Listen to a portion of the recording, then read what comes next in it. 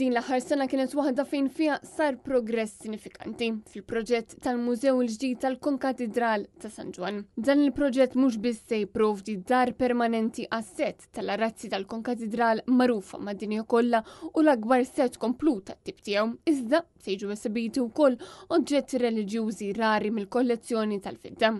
Il-bis liturġiku kodba korali tas-seklu 16. Tul dawn l-aħħar xhur minna progress kbir fil-mużew għaliex tista' tgħid il-kostruzzjoni dak li jsejjaħ civil work huwa komplut fil-fatt għandna il-faċċata bil-kissi tal-ġebla tal-Franka li waslet fi stadju avanzat, il-sala tal-arazzi hija mibnija, it-taraġġ li huwa taraġġ uniku bil-lift li se jkun hemm, anke il-basement li ser ikun hemm eżibiti il-fidet u anke il-Bartolot Crypt, dawn huma fi stadju avanzati fil-fatt issa ħarġet it-tender għal dak li huma M&Es u l-finishing.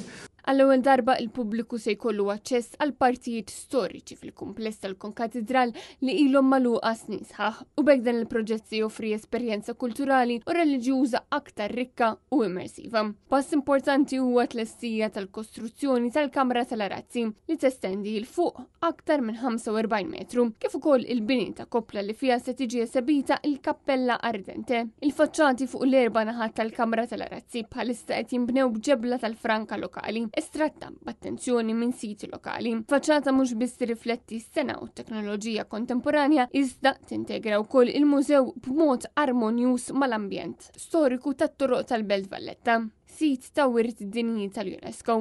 Bħala parti mill-proġett ta' dan il-mużew ġew restaurati diversi partijiet storiċi u arkitettoniċi importanti fosthom il-gallerija tal-injam li tħares fuq triq il-Merkanti, il-faċċata tal-Bit Ħanterna u l-Caravaggio Wing li tinsab fil-kantuniera bejn triq il-Merkanti u triq San Ġwan.